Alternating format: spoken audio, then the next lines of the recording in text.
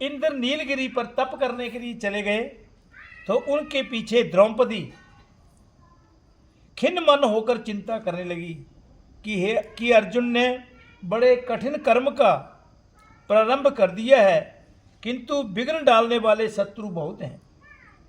इस प्रकार चिंता करके वह श्री कृष्ण जी के पास जो विघ्नों का नाश करने वाले से उपाय पूछने लगी। द्रौपदी ने कहा, हे सर्व जगत के नाथ, आप मुझे ऐसा व्रत बतलाने की कोशिश करें जिसके करने से सभी विघ्न नाश हो जाएं। श्री कृष्ण ने कहा, हे महायोगे, श्री पार्वती जी ने शंकर भगवान जी से यही प्रश्न किया था। तब शंकर जी ने पार्वती जी से जो कहा था, हे बरारने, वो सुनो। यही कर्क चतुर्थी नाम का एक व्रत है, वह मैं तुमसे कहता हूं, तुम ध्यान पूर्वक सुनो। सब प्रकार के विघ्नों को नाश करने वाला है।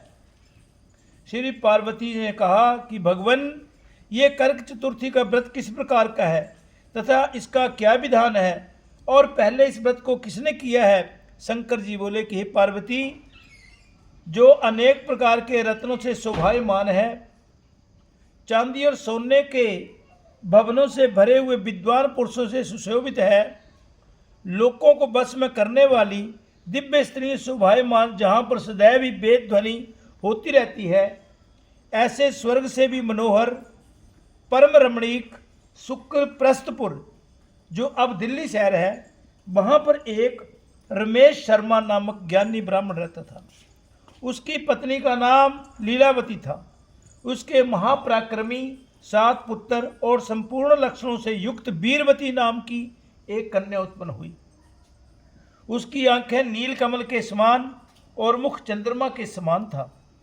उसके विवाह के योग्य समय आ जाने पर रमेश शर्मा ने एक वेद शास्त्र के ज्ञाता विद्वान ब्राह्मण को विवाह विधि से प्रदान कर दिया। इसके पश्चात वीरवती ने अपने भाइयों की स्त्री भौजाइयों समेत भगवती गौरी का पूजन किया।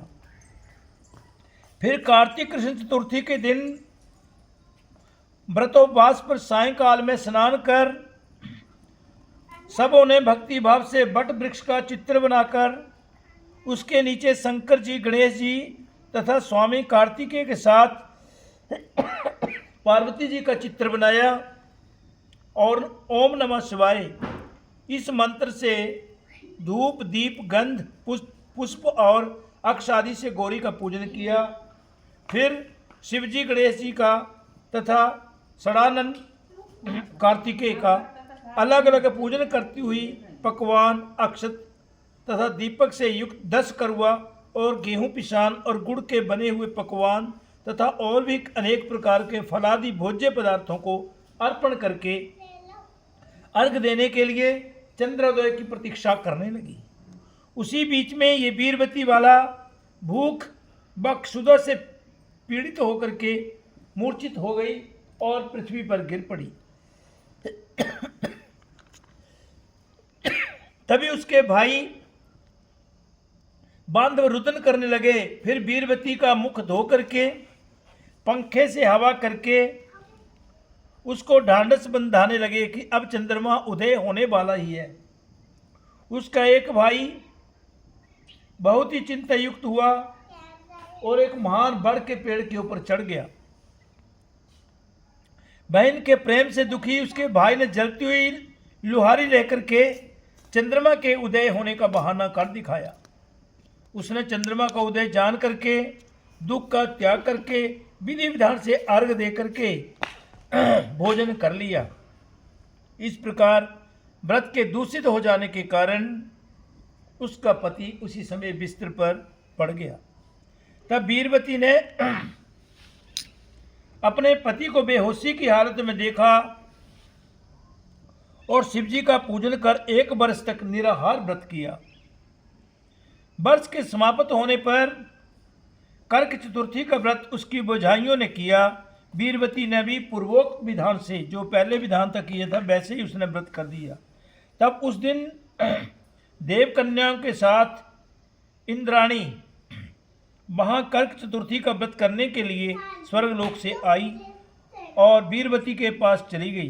तब वीरवती ने इंद्राणी से सब बातें पूछी। वीरवती ने कहा, जब मैं करक चतुर्थी का व्रत करके अपने पति के घर गई तो मेरा पति उस समय बेहोश मुद्रा में पड़ा हुआ था। मैं नहीं जानती किस पाप के कर्म से मुझको ये फल मिला। हे महेश्वरी, हमारे भाग्य में ना जाने क्या लिखा है। अब आप आ गई हैं तो मेरे पति को सुखद अवस्था में और योग्य अवस्था में करके कृपा कीजिए। इंद्राणी ने कहा कि हे सुबह, गत वर्ष जो तुमने अपने पति के घर में करक चतुर्थी का व्रत किया था तो बिना चंद्रमा के उदय होते ही तुमने व्यर्थ में अर्घ दे दिया था।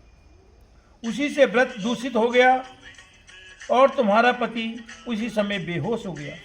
अब तुम यत्न के साथ इस करक चतुर्थी का व्रत करके तत्पश्चात इस व्रत के प्रभाव से तुम्हारा पति बिल्कुल अच्छा हो जाएगा। श्री कृष्ण भगवान जी कहते हैं कि हे द्रौपदी, इंद्राणी के वचनों को सुन करके वीरवती ने विधान पूर्वक इस व्रत को किया। इस प्रकार इसके करक चतुर्थी का व्रत करने से इंद्राणी बहुत प्रसन्न हुई और जल के द्वारा अभिसिंचन कर उसके पति को उसी समय खड़ा कर दिया। वह देवता के समान हो गया। उसके पश्चात वीरवती अपने पति के घर उसके साथ आनंद पूर्वक आई और वहां पर अपने जीवन को बड़ी खुशी खुशी से बिताने लगी। अपने पति के साथ रह करके धन धान्य पुत्र और आयु को प्राप्त हुई। इसलिए तुम भी इस व्रत को यत्न पूर्वक करो। सूर्य जी कहने लगे, हे ऋषियों, इस प्रकार श्री कृष्ण के वचनों को सुन करके द्रौपदी ने इस करुआ चौथ के व्रत को किया, जिसके प्रभाव से संग्राम में अर्जुन ने कौरवों को जीत करके अतुलनीय राज्य को प्राप्त किया, जिससे उनके सब दुख जाते रहे। इति श्री करक चतुर्थी व्रत कथा समाप्तम। चढ़ा दिया।